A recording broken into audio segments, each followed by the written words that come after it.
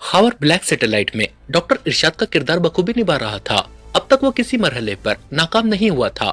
Zero land में उसकी जिस साइंसी और जदीद अंदाज में चेकिंग की गई थी और उसके सर के बाल से लेकर उसके पैरों के नाखूनों तक को मशीनी तरीके से चेक किया गया था, उससे बास औकात हावर को यूं लगा था जैसे उनके सामने उसका पोल खुल जाएगा और उन्हें मालूम हो जाएगा कि वो डॉक्टर इरशाद नहीं है। गो के मशीनी चेकिंग के दौरान हावर को अमूमन बेहोशी की कैफियत में रखा जाता था, लेकिन इमरान ने उसे जीरो लाइट रवाना करते वक्त उसके जहन में ऐसी फीडिंग कर दी थी कि उसमें बेहोशी के दौरान उसे वक्फे वक्फे से होश आ जाता था। होश में आने के बाद खबर यही जाहिर करता था कि वो बेहोश है। वो मौका देखकर अपने इर्द गिर्द के माहौल की तस्वीर और वॉइस सिस्टम से इमरान को रिपोर्ट कर रहा था। इमरान ने तनवीर की तरह उसकी एक आंख में जदीद कैमरे वाली झिल्ली लगा दी थी और वॉइस सिस्टम के इस्तेमाल के लिए उसके एक दांत में सुराख करके एक माइक्रोफोन भी फिट कर दिया था। जब जीरो लैंड की जदीद तरीन मशीनों ने भी उसे ओके करार दे दिया तो खबर इमरान की जहानत पर इश कर उठा था कि जीरो लैंड वाले भी उन छुपी हुई चीजों को नहीं ट्रेस कर सके थे जो इमरान ने खास तौर पर स्पेस फोर्स को तबाह करने के लिए भेजी थी। यहाँ तक कि जीरो लैंड वाले उसके मेकअप तक के बारे में भी नहीं जान सके थे। वो उसे हर लिहाज से डॉक्टर इरशादी समझ रहे थे। सुप्रीम कमांडर ने खास तौर पर उसका माइंड ब्लैंक करके अपनी हिदायत उसके दिमाग में फिट की थी। इमरान ने उसके जहन में ऐसी गुत्थी उलझा दी थी कि बज़ाहिर तो खबर सुप्रीम कमांडर की ट्रांस में आ गया था, लेकिन हकीकत में उसका दिमाग हर लिहाज से असली हालत में था। अब खबर को इंतजार था कि उसे कब उस मकाम तक ले जाया जाता है जहां दुनिया को तबाह करने के इरादे से स्पेस फोर्स तैयार की जा रही थी। फिर आखिरकार वो दिन भी आ गया। उसे जीरो लैंड से फ्रांस को हेडक्वार्टर ट्रांसमिट कर दिया गया। खबर अपनी पूरी कोशिशों के बावजूद इस बात का अंदाजा नहीं लगा सका था कि जीरो लैंड कहाँ है और वो दुनिया के किस हिस्से में है। फ्रांस को हेडक्वार्टर पहुंचकर उसे बताया गया कि स्पेस फोर्स उस हेडक्वार्टर में नहीं बल्कि खला में मौजूद एक सैटेलाइट में है जिसका कोड नाम ब्लैक सैटेलाइट है। फिर उसे फ्रांस को हेडक्वार्टर से उस ब्लैक सैटेलाइट में पहुंचा दिया गया। ब्लैक सैटेलाइट में उसे लाइव बॉल के जरिए पहुंचाया गया था। उसके साथ मादाम सितारा थी जो दूसरे लाइव बॉल में थी। उस लाइव बॉल से दो रॉड्स निकलकर खबर के लाइव बॉल से जुड़े हुए थे। इस तरह वो दोनों एक साथ छतरी जैसे ब्लैक सैटेलाइट में जा पहुंचे थे। ब्लैक सैटेलाइट में मौजूद रोबोट्स की फोर्स और फ्लाइंग सॉसर्स को देखकर खबर की आंखें फैल गई। वाकई उन रोबोट्स और फ्लाइंग सॉसर्स को जिस अंदाज में बनाया गया था उससे दुनिया में जबरदस्त तबाही फैलाई जा सकती थी। ब्लैक सैटेलाइट का इंचार्ज डॉक्टर वॉल्टन था। खबर ने डॉक्टर वॉल्टन से मिलकर उस अंदाज में बातें करना शुरू कर दी जैसे उसका दिमाग खाली खाली सा हो और उसे कुछ समझ न आ रहा हो कि वो क्या कह रहा है और क्या सुन रहा है। डॉक्टर वॉल्टन उसे एक बड़ी और जदीद किस्म की मशीन के पास ले आया जो अजीब व गरीब होने के साथ साथ इंतहाई पेचीदा थी। डॉक्टर वॉल्टन ने खबर को उस मशीन की माहियात और उसके फंक्शनल सिस्टम बताने के साथ साथ चंद खाने खोलकर उस मशीन में लगे हुए पुर्जों के बारे में भी तफसील बताई थी। फिर खबर को भी उस मशीन को चेक करने का मौका मिल गया। उसने मशीन के मखसूस खाने खोल खोल कर उसके मैकेनिकल निजाम को भी देखा था। मैकेनिकल निजाम को देखते हुए उसने अपने हाथों के नाखूनों पर लगी हुई बारीक बारीक झिल्लियां सी उतार कर उन पुर्जों के साथ लगा दी थी जो उन पुर्जों के साथ लगकर पुर्जों के रंग जैसे हो गई थी। ये झिल्लियां असल में ऐसे माइक्रो बम थे जिन पर इमरान ने डॉक्टर इरशाद के साथ मिलकर बड़ी महारत से काम किया था। उन झिल्लियों में किसी किस्म का कोई इलेक्ट्रॉनिक सिस्टम नहीं लगाया गया था। ये झिल्लियां डबल कोटेड थी। इन दोहरी टाइप की झिल्लियों में इमरान ने बड़ी महारत से एटमी जर्रात एडजस्ट कर दिए थे जैसे करेंसी नोट की दो तहों के दरमियान बारीक तार होती है। बज़ाहिर तो झिल्लियां और उनमें मौजूद एटमी जर्रात नजर नहीं आते थे, लेकिन इमरान जानता था कि अगर इन झिल्लियों को मखसूस दर्जे हरारत पैदा करने वाले पुर्जों के साथ लगा दिया जाए तो झिल्लियां आहिस्ता आहिस्ता पिघलना शुरू हो जाती है और झिल्लियों के पिघलते ही एटमी जर्रात अपना काम दिखाना शुरू कर देते हैं जिनसे 20 किलोमीटर के इलाके में खौफनाक तबाही मचाई जा सकती थी। उन झिल्लियों के दरमियान चूंकि कोई कुल पुर्जा नहीं था इसलिए जीरो लैंड के सर्चिंग कंप्यूटर भी उसे ट्रेस नहीं कर सके थे और खबर उन्हें आसानी से ब्लैक सैटेलाइट की उस कंट्रोलिंग मशीन में लगाने में कामयाब हो गया था।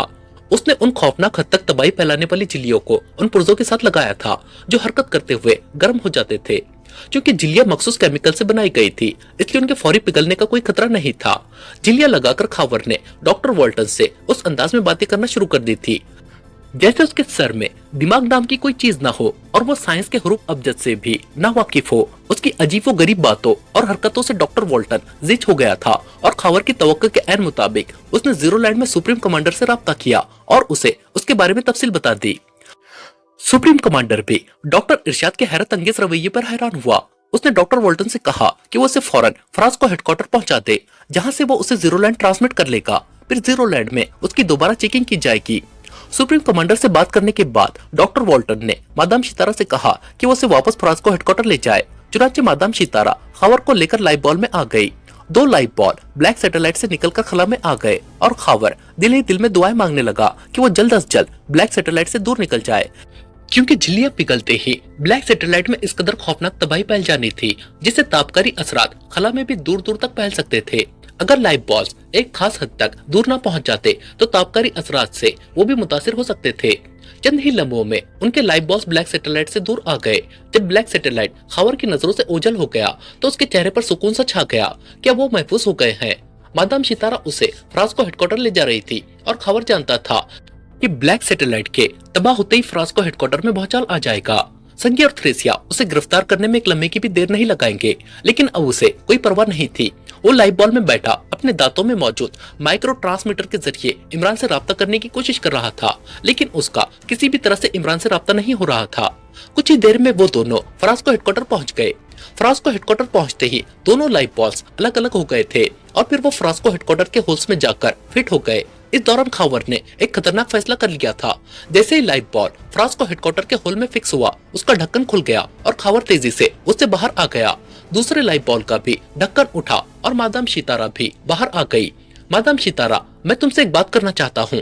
खावर ने अचानक मादाम सितारा से मुखातिब होकर कहा। मुझसे क्या बात करना चाहते हो तुम? मादाम सितारा ने चौंक कर उसे घूरते हुए कहा, यहाँ नहीं, क्या तुम मुझे किसी ऐसी जगह ले जा सकती हो जहाँ तुम और मैं बात कर सके? खावर ने कहा, ये तुम्हारा अंदाज क्यों बदला हुआ है? खावर की आवाज में बदलाव देखकर मादाम सितारा ने बुरी तरह से चौंकते हुए कहा, इसीलिए तो कह रहा हूँ कि मैं तुमसे बात करना चाहता हूँ। खावर ने कहा तो मादाम सितारा चंद लम्हे उसे तेज नजरों से घूरती रही, फिर उसने अजबात में सर हिला दिया।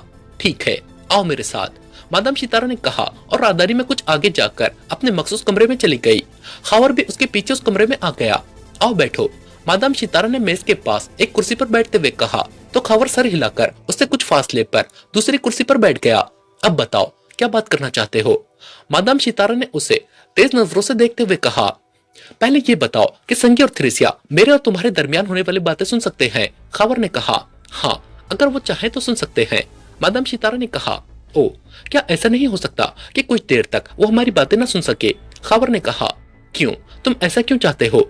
मादाम सितारा ने पूछा, जो बात मैं करना चाहता हूँ, मैं चाहता हूँ अभी वो बात संगी और थ्रेसिया के कानों तक न पहुँचे। खावर ने कहा, मैंने अभी अपनी आमद की इत्तला उन्हें नहीं दी, फिलहाल वो हमारी बातें नहीं सुन रहे होंगे। तुम कहो, क्या कहना चाहते हो? मादाम सितारा ने कहा, मैं डॉक्टर इरशाद नहीं हूँ।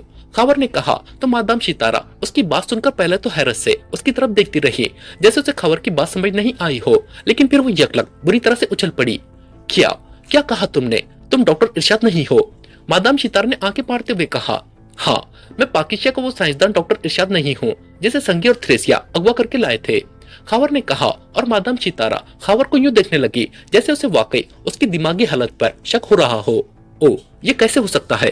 तुम्हें जीरो लैंड से यहाँ भेजा गया है और सुप्रीम कमांडर ने तुम्हारी हर तरह से चेकिंग की थी। अगर तुम डॉक्टर इरशाद ना होते तो वो तुम्हें यहाँ क्यों भेजते? मादाम सितारा ने कहा, यही तो बात है, मैंने जो मेकअप कर रखा है, इस मेकअप को ना ही सुप्रीम कमांडर चेक कर सका था और ना ही जीरो लैंड की जदीद मशीनें। खावर ने मुस्कुराते हुए कहा तो मादाम सितारा बुरी तरह से उछल पड़ी। मेकअप? मादाम सितारा ने मुंह बनाते हुए कहा, हाँ, मैं मेकअप में हूँ मादाम सितारा, ऐसे मेकअप में जिसे तुम और जीरो लैंड वाले किसी तरह चेक नहीं कर सके। मैं इमरान का साथी खावर हूँ और इमरान साहब के कहने पर यहाँ एक खास काम के लिए आया था, और तुम्हें ये भी बता दो कि मैं यहाँ जिस मकसद के लिए आया था वो मकसद हासिल कर चुका हूँ। खावर ने कहा तो मादाम सितारा जैसे गुंग सी हो गई। वो खावर को आंखें फाड़ फाड़ कर देख रही थी, जैसे वो उसके मेकअप के पीछे उसका छुपा हुआ असल चेहरा देखने की कोशिश कर रही हो। मकसद? क्या मकसद था तुम्हारा? चंद लम्हे तवक्कुफ के बाद मादाम सितारा ने कहा, ब्लैक सैटेलाइट की तबाही। खावर ने कहा तो मादाम सितारा को एक जोरदार झटका लगा और उसकी आंखें मजीद फैल गई। ब्लैक सैटेलाइट की तबाही? क्या मतलब?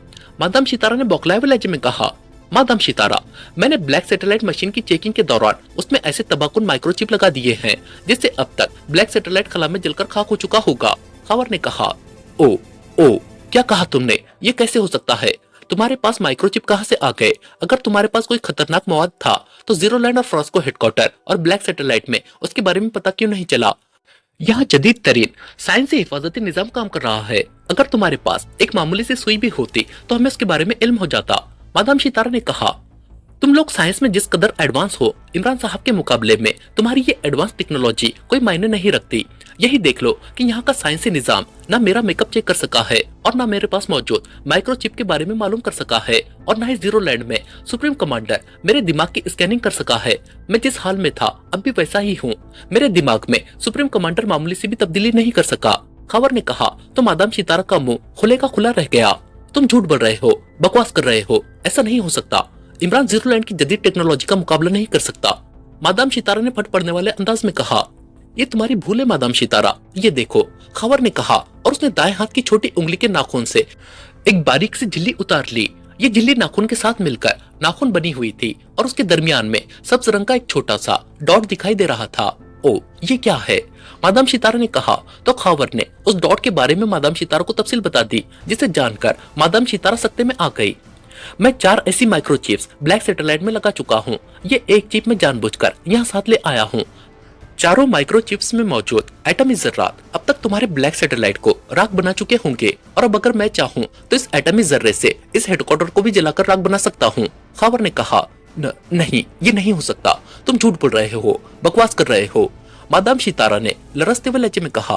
अगर यकीन नहीं आ रहा तो ब्लैक सैटेलाइट में डॉक्टर वॉल्टन से राब्ता करके देख लो, अब तुम्हारा उससे राब्ता नहीं होगा। खबर ने कहा तो मादाम सितारा चंद लम्हे आंखें फाड़े खबर को देखती रही। फिर वो उठी और तेजी से एक बड़ी मशीन की तरफ झपटी। उसी लम्हे एक जोरदार धमाके की आवाज सुनाई दी और कमरा उस जोर से लरसने लगा जैसे बाहर खौफनाक मिसाइल फट पड़े हों। जोरदार लर्जिश की वजह से मादाम सितारा बुरी तरह से लड़खड़ा गई थी, लेकिन उसने फौरन एक मशीन का सहारा लेकर खुद को गिरने से बचा लिया। ये क्या हुआ है? मादाम सितारा ने चीखते हुए कहा। शायद ब्लैक सैटेलाइट की तबाही के असरात यहाँ तक पहुँच गए हैं। ये धमाका एटमी जरात का ही नतीजा मालूम होता है, जिसके असरात दूर दूर तक फैल जाते हैं। खबर ने कहा शट अप, ऐसा नहीं हो सकता।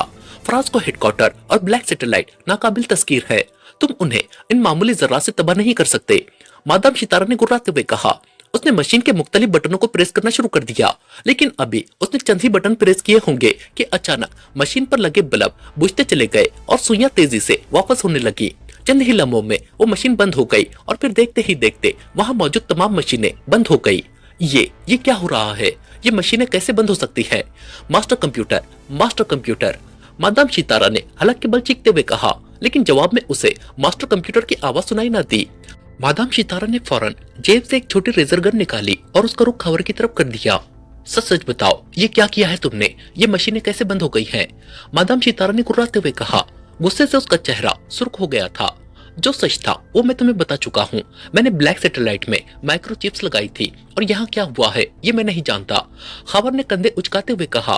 उसी लम्हे वहाँ तेज अलार्म बजने लगा और साथ ही मास्टर कंप्यूटर की डूबती हुई आवाज सुनाई दी। फ्रांस को हेडक्वार्टर का डिस्ट्रक्शन सिस्टम ऑन हो गया है। फ्रांस को हेडक्वार्टर अगले निस्फ घंटे में मुकम्मल तौर पर तबाह हो जाएगा। फ्रांस को हेडक्वार्टर में मौजूद अफराद को आगाह किया जाता है कि अगर वो अपनी जानें बचाना चाहते हैं तो फौरन लाइफ बॉस में चले जाए। मास्टर कंप्यूटर की आवाज सुनकर न सिर्फ मादाम सितारा बल्कि खबर भी चौंक पड़ा, क्योंकि उसने तो फ्रांस को हेडक्वार्टर में कोई माइक्रोचिप नहीं लगाई थी। तो तुम क्या ये सब तुमने किया है? मादाम सितारा ने खबर की तरफ देखते हुए कहा। नहीं, मैंने अभी यहाँ कुछ नहीं किया। ये आखिरी माइक्रोचिप मेरे हाथ में है। मैं तुमसे यही बात करना चाहता था कि तुम खुद भी और मुझे भी यहाँ से किसी तरह वापस जमीन पर पहुंचाने का बंदोबस्त करो, वरना इस चिप के जरिए मैं इस हेडक्वार्टर को भी तबाह कर दूंगा। लेकिन लगता है इमरान साहब और उनके साथी यहाँ पहुंच चुके हैं और ये सब उन्होंने किया है। खबर ने कहा। नहीं, ऐसा नहीं हो सकता। अगर ऐसा हुआ है तो मैं तुम्हें और तुम्हारे साथियों को हलाक कर दूंगी। मादाम सितारा ने कहा। अहमकाना बातें मत करो मादाम सितारा। मास्टर कंप्यूटर ने फ्रांस को हेडक्वार्टर की तबाही का ऐलान कर दिया है और मेरे हाथ में माइक्रोचिप है, जिसे अगर मैंने उंगलियों में प्रेस कर दिया तो ये हेडक्वार्टर चंद लम्हों में राख बन जाएगा। तुम्हारे लिए बेहतर यही होगा कि अपनी जान भी बचाओ और मेरी भी। खबर ने गुर्राते हुए कहा। लेकिन ये कैसे हो सकता है? हम जाएंगे कहाँ? तुमने ब्लैक सैटेलाइट को भी तबाह कर दिया है और अब ये हेडक्वार्टर भी तबाह होने वाला है। अगर हम लाइफ बॉल्स में गए तो हमेशा हमेशा के लिए खलाओं में भटकते रह जाएंगे। मादाम सितारा ने खौफ भरे लहजे में कहा। मुझे मालूम है यहाँ बेशुमार स्पेसशिप्स और फेगरास मौजूद हैं, जिनसे हम वापस जमीन पर जा सकते हैं। खबर ने कहा। स्पेसशिप, फेगरास, ओ हाँ, मैं यहाँ से निकल सकती हूँ। मादाम सितारा ने कहा। सिर्फ तुम नहीं, मुझे भी यहाँ से निकलना है। अगर तुमने यहाँ से अकेले जाने की कोशिश की तो मैं इस माइक्रोचिप को यही प्रेस कर दूंगा और फिर मेरा तो जो हशर होगा वो होगा, तुम भी ना बच सकोगी। खबर ने कहा। ओ, मगर तुम कह रहे हो कि तुम्हारे साथी यहाँ मौजूद हैं। क्या तुम उनके बगैर यहाँ से जाना चाहते हो? मादाम सितारा ने कहा। दूसरे साथियों का तो मुझे मालूम नहीं, लेकिन मेरा एक साथी जरूर यहाँ है। हो सकता है फ्रांसिस्को हेडक्वार्टर में उसने कुछ किया हो जिससे यहाँ की तमाम मशीनें ऑफ हो गई हैं। मैं उसे जरूर अपने साथ ले जाऊंगा, खावर ने कहा। तनवीर, मादाम सितारा के मुंह से निकला। हाँ, मैं तनवीर की ही बात कर रहा हूँ, खावर ने इस बात में सर हिलाकर कहा। ठीक है, मैं तुम दोनों को एक फिक्राज मुहैया कर देती हूँ। तुम दोनों जहां जाना चाहो जा सकते हो, लेकिन मैं तुम्हारे साथ नहीं जाऊंगी, मादाम सितारा ने चंद लम्हे सोचते हुए कहा। क्यों? तुम क्यों नहीं जाओगी? खावर ने पूछा। मेरी मर्जी, मुझे कहाँ जाना है इसका फैसला मैं खुद करूंगी। मैं कमांडर संगी और थ्रेसिया से बात करती हूँ, वो जैसा कहेंगे मैं वैसा ही करूंगी। अगर वो तुम दोनों को वापस जमीन पर भेजने के लिए तैयार हो गए तो ठीक है, वरना मैं तुम्हारी कोई मदद नहीं कर सकूंगी, मादाम सितारा ने कहा। ठीक है, तुम मुझे उन दोनों के पास ले चलो, उनसे मैं खुद बात कर लूंगा, खावर ने कहा। तो मादाम सितारा ने इस बात में सर हिला दिया। फिर वो दोनों उठे और कमरे से निकलते चले गए। सूरत हाल वाकई बेहद खौफनाक थी, इसलिए मादाम सितारा बहुत कुछ सोचने पर मजबूर हो गई थी। अगर वो खबर की बात ना मानती तो खबर हाथ में मौजूद माइक्रोचिप को प्रेस कर देता, जिससे तापकारी असरात निकलकर वहाँ खौफनाक तबाही फैला देते। और शायद मादाम सितारा इस कदर होलनाक मौत मरना नहीं चाहती थी, इसलिए वो खबर से ताउन करने पर आमादा हो गई थी। धमाका इस कदर जोरदार था कि एक लम्हे के लिए उन्हें यूं महसूस हुआ जैसे आतिशफेशा पट पड़ा हो। धमाके के साथ ही कमरा इस बुरी तरह से लर्ज उठा कि इमरान और उसके साथी खुद को किसी तरह न संभाल सके थे और फर्श पर गिर गए थे। गिरते ही वो सब फर्श से चिपक गए, लेकिन ये धमाका कंट्रोल रूम में नहीं, बाहर कहीं हुआ था। ये कैसा धमाका है इमरान? जूलिया ने इमरान से पूछा, जो उसके करीब गिरी थी। उसी लम्हे मास्टर कंप्यूटर की डूबती हुई आवाज उभरी, जिसे सुनकर उन सब की आंखें हैरत से पहल गई। फ्रांसिस्को हेडक्वार्टर तबाह होने वाला है, लेकिन कैसे? क्या हुआ यहाँ? इमरान के मुंह से हैरत भरे अंदाज में निकला। कमरा बदस्तूर बुरी तरह से लरज रहा था। फिर इमरान ने कंट्रोल रूम की तमाम मशीनों को ऑफ होते देखा। चंद ही लम्हों में वहां मौजूद सारी मशीनें ऑफ हो गई। अब वहां आम लाइट्स के सिवा किसी मशीन का कोई बल्ब तक नहीं चल रहा था। कमरे की लर्जिश आहिस्ता आहिस्ता खत्म होने लगी और वो सब उठकर खड़े हो गए। आखिर यहाँ हुआ क्या है और ये सारी मशीनें ऑफ कैसे हो गई हैं? सफदर ने हैरत भरे लहजे में कहा। जो भी हुआ है अच्छा हुआ है, हम भी तो इन मशीनों को तबाह करने वाले थे, चौहान ने कहा। फिर भी पता तो चले कि ये धमाका हुआ कैसे था, नुमानी ने कहा। तो इमरान आगे बढ़ा और उसने गिरी हुई थ्रेसिया को सीधा किया और उसके नाक और मुंह पर हाथ रखकर उसे होश में लाने लगा। चंद ही लम्हों में थ्रेसिया को होश आ गया। ये क्या? मैं कहाँ हूँ और तुम सब? होश में आते ही थ्रेसिया ने हलक के बल चीखते हुए कहा। फिलहाल तो तुम फ्रांसिस्को हेडक्वार्टर में हो थ्रेसिया, लेकिन कुछ देर बाद न ये फ्रांसिस्को हेडक्वार्टर रहेगा और न हम, इमरान ने संजीदा लहजे में कहा। ओ, ये मशीनें, ये सारी मशीनें क्यों ऑफ हो गई हैं और तुम सब यहाँ कैसे आ गए? मैंने तो तुम्हें आयरन रूम में फेंक दिया था और तुम पर ब्लू नाइट्रो गैस फायर की थी, थ्रेसिया ने आंखें फाड़ते हुए कहा। ये सब कुदरत का करिश्मा है, इमरान ने कहा। तो थ्रेसिया ने बेख्तियार होंठ भींच लिए। तुम सब इंसान नहीं भूत हो, सचमुच के भूत, थ्रेसिया ने गुर्राकर कहा। और फिर अचानक वो हो गया जिसकी किसी को तवक्को न थी। थ्रेसिया ने अचानक उछलकर इमरान के सीने पर पूरी कुव्वत से फ्लाइंग किक लगा दी। इमरान उछलकर धमाके से फर्श पर गिरा। थ्रेसिया किसी माहिर जिम्नास्टिक की तरह कलाबाजी खाकर सीधी हुई ही थी कि इस बार इमरान तेजी से उठा और उसने थ्रेसिया की तरफ छलांग लगा दी। थ्रेसिया बिजली की सी तेजी से अपनी जगह से हटी। उसका ख्याल था कि इमरान भी उसकी तरह उसे फ्लाइंग किक लगाएगा, मगर इमरान थ्रेसिया के करीब आकर यकलक रुक गया। दूसरे लम्हे थ्रेसिया बुरी तरह से चीखती हुई किसी गेंद की तरह उछलकर फर्श से जा टकराई। इमरान आगे बढ़ा और उसने थ्रेसिया का हाथ पकड़कर एक जोरदार झटका दिया। थ्रेसिया का जिस्म मुड़ा और इस बार वो उठकर दाएं तरफ पड़ी हुई एक मशीन से जा टकराई। थ्रेसिया का सर उस मशीन से टकराया था। ये टक्कर इस कदर जोरदार थी कि थ्रेसिया का एक लम्हे के लिए दिमाग हिलकर रह गया था। इससे पहले कि वो संभलती, इमरान कदम बढ़ाता हुआ उसके करीब आ गया। उसने अपना पैर थ्रेसिया की गर्दन पर रखकर खास अंदाज में पैर मोड़ते हुए उसकी गर्दन पर दबाव डाला तो थ्रेसिया के हलक से खरखराहट की आवाज निकलने लगी। अहमकाना हरकतें करके वक्त जाया मत करो थ्रेसिया, मास्टर कंप्यूटर ने फ्रांसिस्को हेडक्वार्टर के तबाह होने का ऐलान कर दिया है। अब से ठीक 25 मिनट बाद ये हेडक्वार्टर तबाह हो जाएगा। इस तबाही से बचने के लिए हमें फौरी तौर पर यहाँ से निकलना है, वरना न तुम जिंदा बचोगी और न हम, इमरान ने गुर्राते हुए कहा। हेडक्वार्टर तबाह होने वाला है? क्या मतलब? थ्रेसिया ने हकलाते हुए कहा। तो इमरान ने धमाके, कमरे की लर्जिश और मास्टर कंप्यूटर के बारे में उसे बता दिया। पैर हटाओ। ओ, इसका मतलब है संगी ने मेन वर्किंग मशीन तबाह कर दी है, इसलिए ये सारी मशीनें ऑफ हो गई हैं और मास्टर कंप्यूटर ने भी हेडक्वार्टर की तबाही का ऐलान कर दिया है, थ्रेसिया ने घबराए हुए लहजे में कहा। संगी ने वर्किंग मशीन तबाह कर दी है? ये कैसे हो सकता है? वो अपने हाथों से इस हेडक्वार्टर को कैसे तबाह कर सकता है? इमरान ने हैरान होते हुए कहा। उसने थ्रेसिया की गर्दन से पैर हटा दिया था और थ्रेसिया गर्दन मलते हुए उठ खड़ी हुई। मैं संगी को जानती हूँ, तुम उसे ब्लैक रूम में बेहोश छोड़ आए थे। होश में आते ही वो अपने होश व हवास खो बैठा होगा। तुम्हें वहां से गायब देखकर उसका दिमाग कॉल उठा होगा। वैसे भी तनवीर यहाँ के मास्टर कंप्यूटर को अपने कंट्रोल में ले चुका था, जिसका संगी को बेहद गुस्सा था। उसने सोचा होगा कि तुम कंट्रोल रूम में जाकर इस हेडक्वार्टर का कंट्रोल संभाल लोगे, इसलिए वो कंप्यूटर के मेन वर्किंग शोबे में गया होगा और उसने वहां मौजूद सारी मशीनरी तबाह कर दी होगी ताकि इस हेडक्वार्टर के साथ तुम भी हलाक हो जाओ। थ्रेसिया ने तजिया करते हुए कहा, ये तुम्हारा यकीन है या महज कयास आराइयों से काम ले रही हो? इमरान ने उसे घूरते हुए कहा, तुमने जो सूरत हाल बताई है ये सब तभी मुमकिन है कि वर्किंग मशीन को तबाह कर दिया जाए। तुम सब यहाँ मौजूद हो, इसका मतलब है कि उस मशीन को संगी ने तबाह किया होगा। थ्रेसिया ने कहा, ओ, अब वो कहाँ होगा? इमरान ने कहा, वर्किंग मशीन को तबाह करके वो यहाँ नहीं रुका होगा। हो सकता है कि स्पेसशिप या फेगरास से वो निकल गया हो। थ्रेसिया ने कहा, क्या सुप्रीम कमांडर संगी के इस इकदाम पर उसे जिंदा छोड़ देगा? इमरान ने मुंह बनाते हुए कहा, जैसे उसे थ्रेसिया की बात का यकीन न आया हो। वो बेहद चालाक है। उसका मेन मशीन तबाह करने का असल मकसद भी यही होगा कि वो जीरो लैंड से इस हेडक्वार्टर का लिंक खत्म कर दे, ताकि यहाँ होने वाले वाकयात के बारे में सुप्रीम कमांडर को मालूम ना हो सके। अब वो यहाँ से निकलकर ये तबाही आसानी से तुम्हारे सर डाल सकता है। वैसे भी तुम सबको यहाँ लाने में संगी का हाथ नहीं था। तुम सबको सुप्रीम कमांडर के हुक्म से ही यहाँ लाया गया था। थ्रेसिया ने कहा तो इमरान ने समझ जाने वाले अंदाज में सर हिला दिया। थ्रेसिया की ये दलील उसके दिल को लगी थी और फिर उसी लम्हे दरवाजा खुला और वो सब चौंक पड़े। दूसरे लम्हे मादाम सितारा और डॉक्टर इरशाद अंदर आ गए। डॉक्टर इरशाद को देखकर इमरान और उसके साथियों की आंखें चमक उठी। डॉक्टर इरशाद के रूप में इमरान खावर को देखकर खिल उठा था। मादाम, ये सब क्या हो रहा है? ये सब यहाँ क्या कर रहे हैं? कमांडर संगी कहाँ है और वर्किंग सेक्शन की मशीनरी को किसने तबाह किया है? मादाम सितारा ने अंदर आते ही थ्रेसिया से मुखातिब होकर कहा तो थ्रेसिया ने उसे सारी सूरत हाल बता दी। ओ, संगी हमें मौत के मुंह में छोड़कर यहाँ से निकल गया है। ये तो गलत बात है, बहुत गलत। मादाम सितारा ने कहा, हाँ, उसने जो कुछ किया है इसका उसे खामियाजा भुगतना पड़ेगा। वो यकीनन जीरो लैंड भाग गया होगा। सुप्रीम कमांडर से वो इमरान और उसके साथियों पर इस तबाही का इल्जाम लगाएगा, लेकिन मैं उसे ऐसा नहीं करने दूंगी। मैं सुप्रीम कमांडर को सारी हकीकत बता दूंगी। थ्रेसिया ने गुस्से लहजे में कहा। मादाम सितारा ने भी उसे डॉक्टर इरशाद की असलियत बताई तो थ्रेसिया गुस्से और बेबसी से होंठ चबाने लगी, जबकि इमरान और उसके साथी ब्लैक सैटेलाइट और वहां मौजूद स्पेस फोर्स की तबाही का सुनकर खुश हो गए थे। खावर ने इमरान के कहने पर उन सबको सारी तफसील बता दी।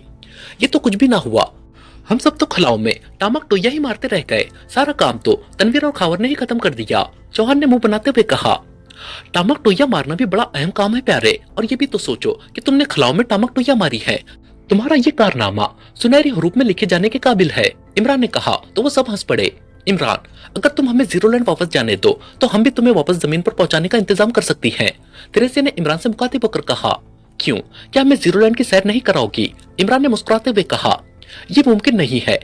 सुप्रीम कमांडर ने अगर तुम्हें हमारे साथ देख लिया तो वो उस स्पेसशिप को एक लम्हे में तबाह कर देंगे। थ्रेसिया ने कहा, चलो ठीक है, इस बार मैं तुम्हें छोड़ देता हूँ। वैसे भी तुमने वहां जाकर संगी का कोर्ट मार्शल कराना है। इस नेक काम से मैं तुम्हें भला कैसे रोक सकता हूँ? मेरी तरफ से इजाजत है। तुम दोनों जहाँ जाना चाहो जा सकती हो, लेकिन जाने से पहले तुम्हें हमें ऐसी स्पेसशिप मुहैया करनी होगी जिससे हम वापस अपनी दुनिया में जा सके। इमरान ने कहा, मुझे मंजूर है। यहाँ एक रेड स्पेसशिप मौजूद है, मैं तुम्हें उसका एंट्री सिस्टम समझा देती हूँ। तुम उससे आसानी से वापस जमीन पर पहुंच जाओगे। उसके बाद हम फेगरास या किसी दूसरी स्पेसशिप से जीरो लैंड के लिए रवाना हो जाएंगी। थ्रेसिया ने कहा, ओके। इमरान ने कहा और फिर थ्रेसिया ने उन सबको एक बड़ी स्पेसशिप में पहुंचा दिया।